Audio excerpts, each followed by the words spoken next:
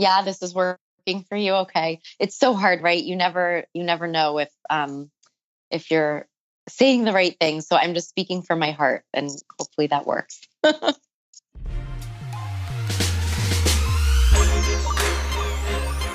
The Audacity of She. Incisive conversations with women who are challenging the status quo to create wildly fulfilling lives.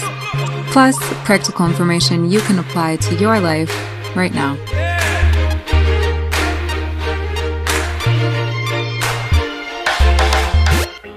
What are the most important things we can be doing as women right now? What can you do to create change in a system or in your own life? How do you set the stage for your long-term vision? What is the power of one voice? How do you stand in your power?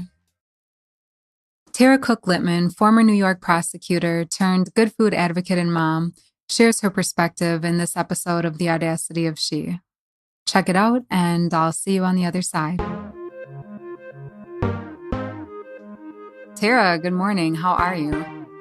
Good morning. Thank you so much for having me on, Dana. Yeah, I'm so happy that you could join us today. I connected with you years ago, and it's been really fun watching just some of the things you've accomplished. So I'm happy that you're joining us to kind of talk about that. Oh, thank you so much for saying that. Well, we've definitely been in this together. Yeah, absolutely. Even from like different parts of the country. Exactly. Okay, so you're living in Connecticut, but let's start back a few years ago. Well, maybe you were living in Connecticut then too. So we'll dive into it here though. Years ago, you're in New York City and you're working as a prosecutor. So tell us, what were those days like? Did you have your family at the time? And how was life working? And then how did you decide that it wasn't working for you anymore? Sure. So I was a New York City prosecutor for a couple of years, and it was actually 14 and a half years ago already that I was in that world. It was before I had my family, no children.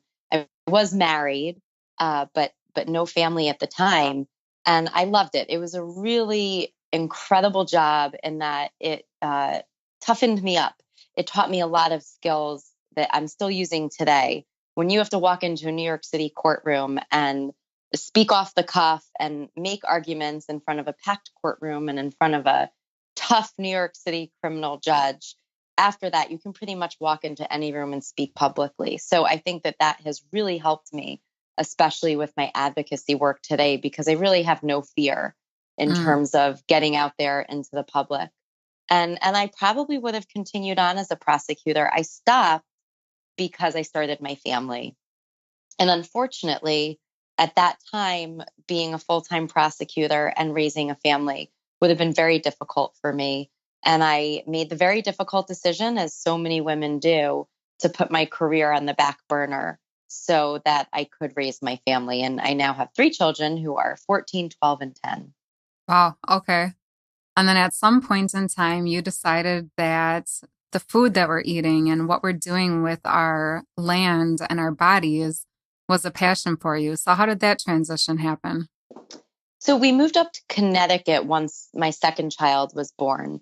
And at that time, I actually started to not feel very well.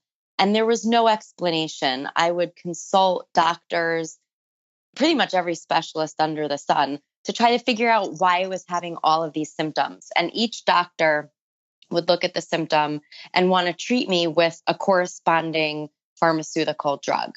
But something deep inside me said that was not the path I wanted to go down. So I started doing a ton of research for myself.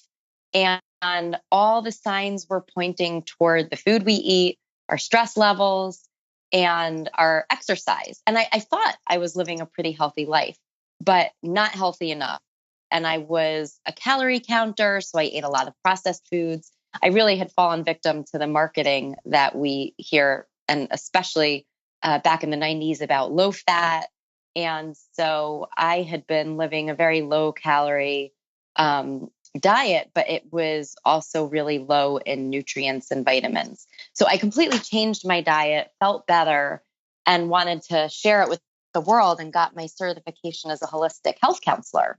Mm. And that was sort of the beginning of it for me. During this program, they asked us to write out what our 5-year and our 10-year plan was. And I actually wrote down these exact words. I wrote down that I wanted to combine my advocacy skills and as attorney with my passion for health and wellness and impact food policy in America. Mm. So that is what I ended up doing. I thought it was going to be my 5 or 10-year plan, but it really ended up being the 1-year plan. Because Wow. as soon as I put that out into the universe, I started meeting other people that were food activists and surely ended up right in the middle of it in Connecticut to get our GMO labeling bill passed. Okay, so now we're on to GMOs. Tell us in a really short, simple way, what are GMOs and why did you want them labeled in your state? So GMOs, also known as genetically modified organisms or genetically engineered ingredients, are basically in most of our processed food, but it's created by taking the DNA from one species and inserting it into the DNA of another species. And I really don't want to get too scientific about it because really my problem with GMOs is that they have not been tested adequately. The majority of this testing has been done by the very industry that benefits from the sale of GMOs.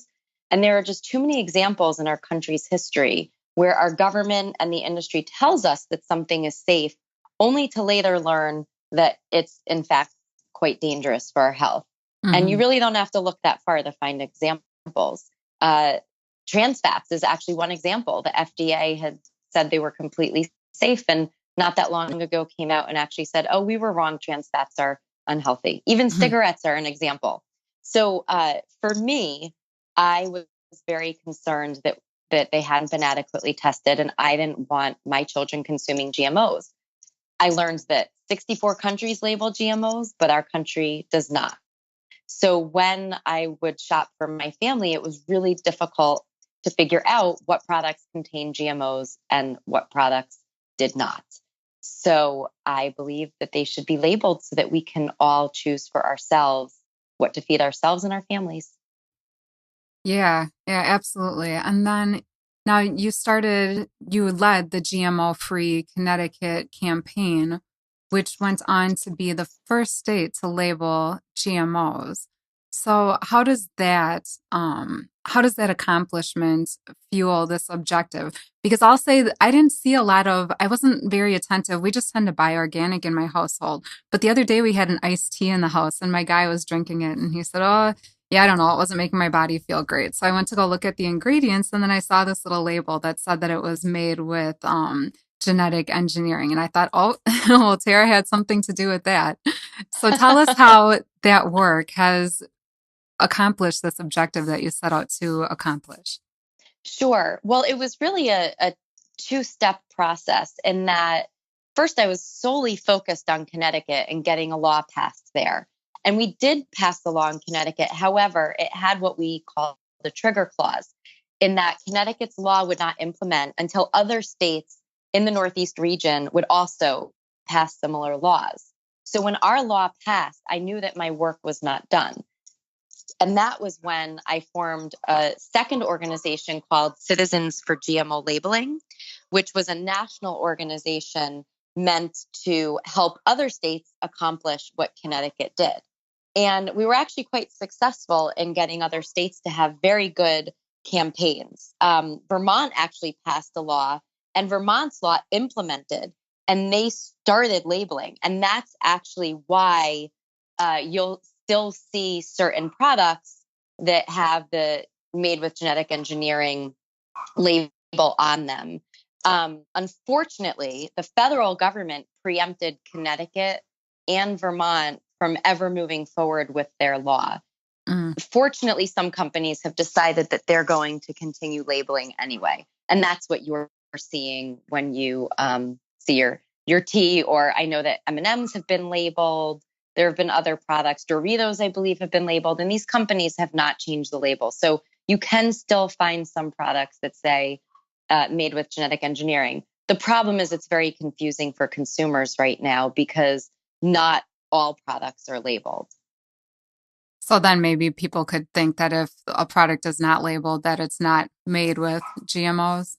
Correct. And that's just not the case right now. The federal government is currently reviewing their law and trying to come up with some guidelines for what should be labeled and how it should be labeled. But the law that passed at the federal level was completely unacceptable, in our opinion, and gave companies the option of labeling potentially with websites or 800 numbers or QR codes that you have to scan and then first go to a website to see what it's even saying about whether it contains GMOs or not. And I tried to make the argument that moms, busy moms shopping in the supermarket, the last thing they have time to do is pull out their phone, scan a QR code, and start reading a website to figure out what's in products. We needed it right on the website. So what the federal government ultimately comes out with is going to be a far cry from what we were trying to achieve with GMO labeling. So what are your goals with labeling? Are you still hoping to accomplish that initial objective, or have you shifted your focus with the outcome you'd like? Well, I've definitely shifted my focus, but first I just want to say that I have not given up on having real GMO labeling someday. Right now, strategically, it's just not the right time to try to go back and change the law that passed at the federal government because of the current administration and just the makeup of Congress. It's just not the right timing. However, I do believe that down the road, there will be a time that we can go back and change the law and ultimately have real transparency in our food system. Just right now doesn't feel like the right time or the right place to be putting our energy, because we want to be strategic and smart about it. But I'm far from giving up. Cool. Okay. So now when you were in this movement and you're doing this day-to-day thing, leading a huge grassroots effort, what helped you to stay with it when it was really hard? Because it wasn't it seemed like a really uphill, kind of impossible task to be taking on such huge groups, such huge businesses with so much funding and lobbyists and so much ammo to use against the grassroots people. So how did you stay with it? So, yes, it is a monstrous task for anyone looking to take on a big industry, whether it's big food and big ag like we took on, or the pharmaceutical industry, or whatever industry somebody is trying to take on. It's a monstrous task. And that is why grassroots efforts are so critically important, because it's the counterbalance to what's happening with our government right now and the corporate takeover of our democracy. People and our voices are the only thing that's going to make a difference. So, with that said, though, there were definitely times where it would have been easier to throw up my hands and quit and just go back to being a mom. What kept me in it were really two things. First of all, the people that I was working with. I was far from a one-woman show. This was a monstrous effort by so many people, incredible leaders and dedicated activists. And they kept me in it because we were in it together. And the other thing that kept me going was my family. I was doing this for my children, for their future, for all of our children, and for future generations that, quite honestly, will never know. I felt that we had an obligation, and still do have an obligation, to the younger generations to leave the world better than we found it. And so that vision of wanting to leave a better world and protect the younger generations is the other thing that kept me going. And of course, my family was incredibly supportive, and they had to make sacrifices and spent less time with me and had me less available to them. But they were incredibly supportive and in it with me as well. My kids definitely know how to attend a rally and chant and make signs, and they understand all of that. So hopefully I'm creating future activists of the world. Yeah, absolutely. And now recently, you've run for office a couple of times that I've seen on social media. So what are your goals with the work you're doing now?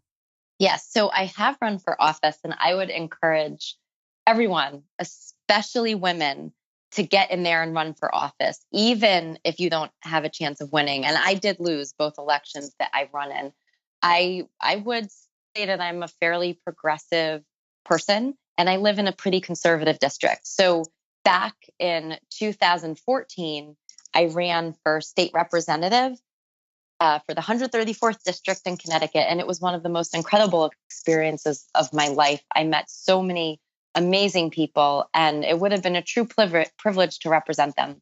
Unfortunately, I lost by 500 or so votes, which was a pretty small margin. I knocked thousands of doors for that election, and definitely gave it my best effort. But I would say that running for office has also helped me in my advocacy world, because when you run for office and you meet so many people, you build your troops to accomplish what you're trying to accomplish. And also, other elected officials then have gotten to know you in a different way, and they see that you're willing to put yourself out there. And so I developed relationships with elected officials that I don't think I ever would have had I not run for office. And then more recently, I ran for our local RTM, which is the equivalent of a town council, again in the same district. And to be completely honest, I did not have the bandwidth at this time that I did back in 2014. So I really did not knock doors, and I didn't put in the effort I really would have needed to have a true shot at running. I ran because I didn't want the incumbents to run unopposed. I think that that should never happen. So I put my name on the ballot more so that the other side wouldn't run unopposed, and we could fill the ticket with amazing women, which we did. And I have no regrets that I ran at that time either. I really think that if you're interested, you should run. And if you're not running, then you should support candidates who share your values with you. Okay, I dig it. And so coming back to the grassroots aspect, now you're currently writing a book about grassroots action and how to follow your passion and turn it into accomplishing something. So tell us a bit about that. Yes, so I'm writing a book about grassroots and building an organization and a campaign to get legislation passed and to be a more effective advocate. Also, to be an advocate for the long term, right? A lot of us come in as activists and we throw ourselves in, and we can only sustain that for the short term because we're so all in. We're not taking care of ourselves, and we're not thinking about long term goals. We're thinking about short term, let's get in and let's get out. And I think that in many ways, that's what's kind of happened to the GMO labeling activists right now. They were so all in for so long for that one purpose. And then when it came crashing down on us, when the federal government preempted the states and passed the law that none of us could get behind, I think we lost a lot of steam. So this book is about how to build grassroots capacity for the long term, and also how to take care of yourself and how to make sure that you're following your passion when you actually do this. Because if we each follow our passion, I believe the greater good is served. Right now, with the current climate, I know that there's so many issues that people would like to be working on, and we can certainly each support each other in our work. But I would suggest that if you can figure out which issue moves you the most and you put the majority of your energy there, you'll be more fulfilled and you'll also be more successful. Because when you spread yourself too thin over too many issues, you just can't accomplish that much. There's no way to lead on several issues. So lead on the issue that makes you light up within and shines your light to the world. That's when you'll be successful.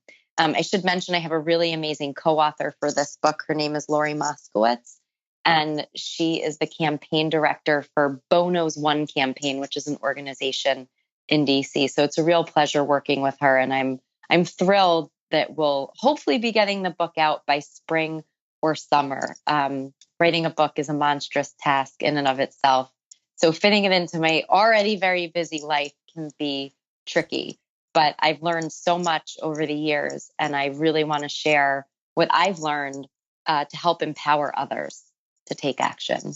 Yeah, absolutely. And now you're also getting into or currently working doing political and advocacy consulting. Tell us what Yes. that looks like for you. So in a funny way, I've already been doing it for 5 years while I've been doing this work, because I get calls from folks all the time. I know you did this GMO labeling campaign. Can you help me? I want to work on this issue. And I'll walk them through the steps that we took. And folks know they can call me anytime for advice on anything ranging from how to have a rally to how do I schedule a meeting with my legislator and what do I do once I get there? So I've already been doing it. This is really me taking it to the next level and professionalizing it and valuing what I have to bring to this arena. And it's really hard. I find it's especially hard for women. And Dana, I don't know if you've experienced this, but in being a volunteer for so long, it's hard for me to now say, actually, I'm a professional. I'm an attorney. I have 5 years of experience and I actually deserve to be somewhat compensated. And even in saying this out loud to you, it makes me uncomfortable. And I do think that it's somewhat of a female trait that we doubt ourselves, that we minimize our impact and our worth. So I'm trying to take a really big step for myself. And I'm hoping that this will help other women see their value and put it out there that I am a professional. And I've been doing this for quite a long time for free. And I don't have to make a lot of money, but I am going to start placing a value on what I bring to the table. And not just on the advocacy side, but also on the political side. I've been running campaigns in my town, ran my own campaign and all of that for no money. But it's time for me to get in the game and let folks know that I have a real value to bring. I'm sure you can tell my discomfort with this. And again, I don't know if you've experienced this, but I know a lot of women around me experience this same self-doubt and inability to put their stake in the ground and stand in their own power and say, yes, I'm good at this and I can do this. Yeah, that's so tricky. Yes, in part because we spend a lot of time volunteering for the things that we believe in. And yes, because we're women and we naturally nurture and feel the need to just give of ourselves to everyone. It makes it tricky to do. So I applaud you for stepping into that because it is really important for us to have an energy exchange so that we don't just end up depleted, but that we can sustain the work that we're doing. And I'm in a similar place too with the work that I do, where I try to find a way to make it easily accessible so that it can actually change lives and have the impact that I want it to have, but also sustain me and my family and, some of my personal goals as well. So it is an interesting balance to strike. Thank you for sharing that, because I did have a sense that you might be in that similar area of self-discovery and shifting and moving things forward. And yes, because we're such givers. And of course, I'm sure you're going to continue giving part of yourself and your time in volunteer ways, as will I. It's just another way for me to have an impact. And I'm not looking to make a lot of money, but I like the way you put it.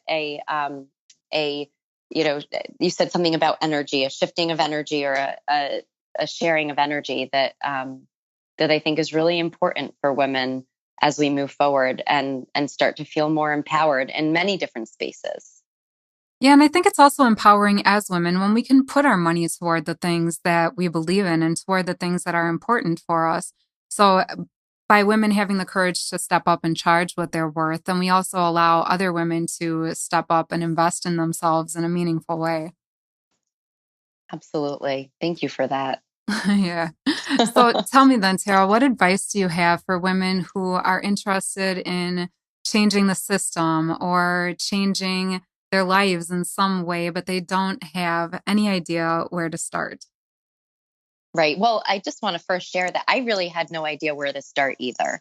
I was just following my instincts. So the first thing that I would say is follow your instincts, because oftentimes our instincts really are giving us direction, and we just need to trust ourselves enough to listen. So first of all, follow your instincts. And then secondly, really drill down and figure out what your passion is. I can't stress enough how important I believe that is, because passion fuels us.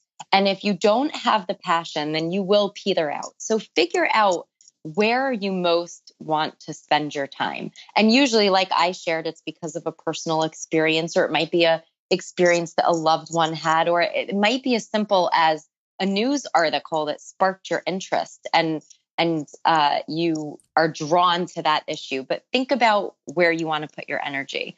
And then third, I would say, start to find people that you are aligned with, because again, nobody can change the world alone. And creating a team of people that you're aligned with, that believe in what you believe in, is one of the most important and critical steps that I took. So find ways to meet people that are with you. And it can be as simple as showing up at an organization's event, or because of today's world, it's so easy to meet people online in through social media channels. Find the people that you can work with, because that will be critical for your support and also for accomplishing things. There is a saying, and I'm sure I'm going to get it wrong, that a movement really begins when with the first person who decides to follow the leader. And that's true. You don't have a leader or a movement unless you have more people that are willing to engage and follow your lead. So connect with people. And then just believe in yourself. Believing yourself and standing your power. And I'm certainly happy to talk about some of the details of the things that we did to make this happen. But those are the broad picture things to focus on. Connect with people, believe in yourself, follow your intuition. Yeah, no, that's perfect. Okay, I think on that note, we will take a break. And when we come back, I would love to hear a book you recommend right now. Great. This segment is brought to you by Audible. For you, my friends and listeners of The Audacity of She, Audible is offering a free audiobook download with a free 30-day trial so you can check out their service for yourself. I've used Audible consistently month over month to have access to all of my favorite books. To see my recommended list and start your free trial, visit theaudacityofshe.com/books. Again, that's theaudacityofshe.com/books. Okay, and we are back. Tara, I am so curious to know, what is a book that you recommend that all women read for their personal development? Well, does it have to be one? You can do more than one if you're inclined. So I'm going to make 3 suggestions, only because the 3 suggestions, I think, kind of cover different areas that women should be thinking about right now. So the first book that I have to share, because it had such a huge impact on my ability to move forward in the food fight that I engaged in, is Appetite for Profit, which is written by Michelle Simon. And it talked about how the food industry is undermining our health. So I only suggest this one for folks who feel like food is their passion. And of course, I'm always wanting to get more people involved in the food movement. So that would be the first book that I would recommend if you're interested in getting into the food fight. Another book I would recommend is Miracles Now by Gabrielle Bernstein. And this is the 108 life-changing tools for less stress, more flow, and finding your true purpose. And I'm really not the type of person that can sit for 30 minutes and meditate. I actually tell people all the time, find your version of meditation, right? My version of meditation is going for a 30-minute jog, or sitting in my kitchen and preparing a creative meal for my family with music playing. That's when my mind can kind of let everything else go and get in touch with the inner me. So don't feel like you have to just sit and meditate. And the thing that I love about this book, Miracles Now, is that, first of all, it's a very easy read, because it literally has 108 little snippets and advice on how to meditate, but how to tap into yourself and find your purpose. So I could not recommend this book more. And I've seen Gabrielle Bernstein speak. I don't know if you've heard of her or ever. Yeah, she's just fantastic. So Miracles Now by Gabrielle Bernstein, really easy read, and something you can go back to at any time, and even just flip open to like miracle message number 52. I have the book right in front of me right now. I can find peace in every breath, right? So if you ever just need a little tune-up, it's a type of book to keep around and you can just go back to it. And then the third book I'm going to recommend is very timely, and it might be a little controversial for some of your listeners, but I really do feel like I need to share it. So, and I haven't finished it, but I'm in the middle of reading Hillary Clinton's book, What Happened? And for me, it's a really important read because I'm still healing from the 2016 election. And so I've read other books about the election, but this one is really speaking to me personally because she lost and I went through an election and I lost. And while her loss is at such a bigger level than mine was, it's been really cathartic to see that some of the emotions she has gone through were the same emotions I went through when I lost. But Mm. the real reason I'm enjoying this book is because her voice is so strong, and women need to be finding their voices. And I question whether Hillary Clinton found her voice on the campaign trail. It is certainly much clearer and stronger in the book than it was on the campaign trail. And I think that because her voice is so strong in that book, it might help other women find their voice. And really, she isn't just talking about the campaign in this book. She's talking about the struggle of women to find their voice and the struggle that women have simply with going through their life and being respected, and sometimes how being a woman can hurt us and how we can try to turn that around. So I would really recommend the book What Happened by Hillary Clinton to anyone interested in learning about the 2016 election, but also delving deeper into the plight of women today in modern terms, because while we all think we've come so far, we still have so far to go. Yeah. So tell me what that means to you that we have so far to go. Well, I'm just going to use an example. So last night I went to to two different political events. One was a political event to support candidates running in Connecticut. And I walked in and it was a sea of men. And I felt so uncomfortable. I shouldn't, right? I tell everyone stand in your power. I should have stood in my power and felt confident being in that sea of men. But it still very much felt like a man's world. And, this is the leadership of the Connecticut House Democrats. And you would think that the leadership of House Democrats in a progressive state like Connecticut should have a few more women in the room. And they didn't. Mm. Then I went to a second political event for a new organization that was founded by women. It's called politicact.org. And the energy in the room could not have been more different. First of all, it was majority women versus majority men. So I immediately was at ease just being with women versus, feeling like I was the sole woman in the room. But they talked about the fact that this organization was created because even in progressive Connecticut, we can't pass family medical leave. We Mm. can't pass pro-choice legislation to protect women's choices.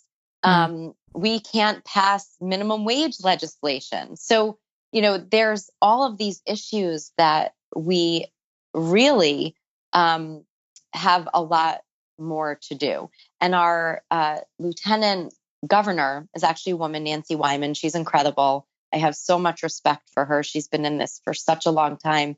And she even said she's concerned not only aren't we moving forward right now, she's concerned that we might be slipping backward. Mm. So So how that's do we change scary. that?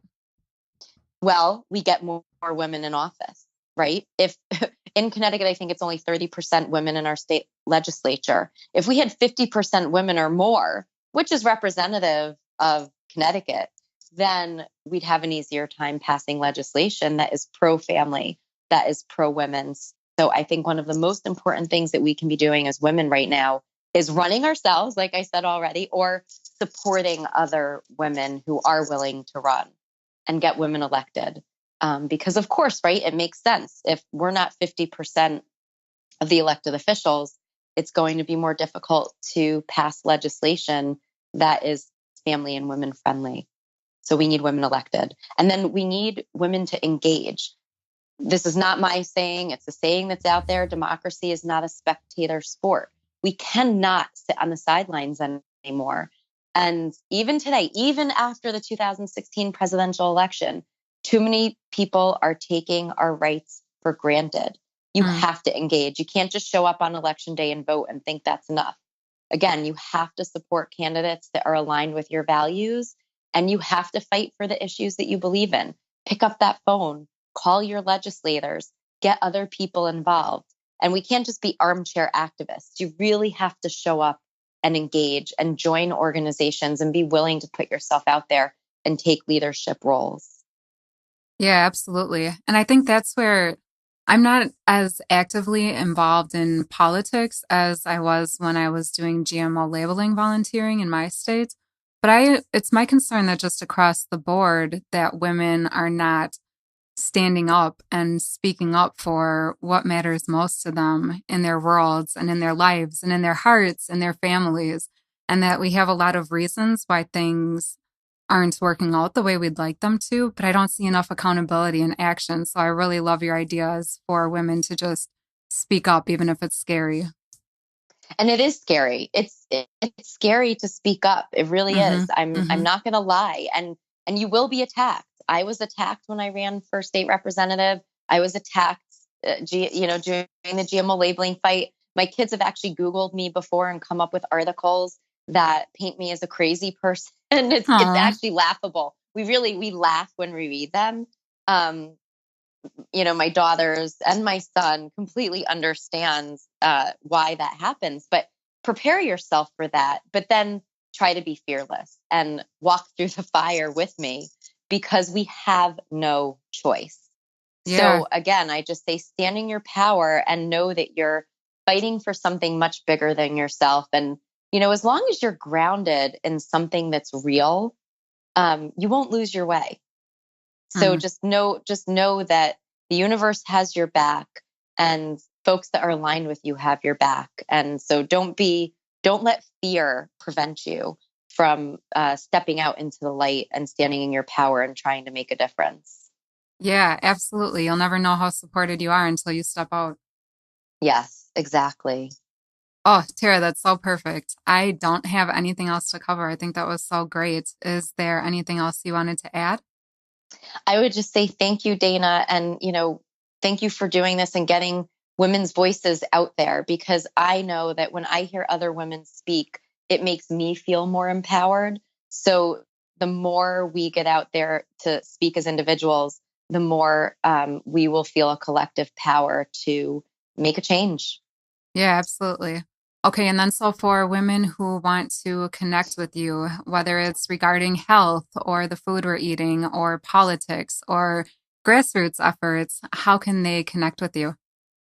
Well, really simply, you can email me at taracook.littman@gmail.com. I'm available to anyone. And then I'm also coming out with a new website within a couple of weeks, www.taracook.littman.com. So just look for my name and you'll be able to find me. Okay, great. And we'll leave links there in the show notes. Tara, thank you so much for joining me today. Thank you, Dana. Have a good one. You too. Bye-bye. Did today's topic inspire you, encourage you, or challenge you to look at your own processes in a different way? Join us in our Facebook group to continue the conversation. It's where all the good stuff happens after the show. It's the Audacity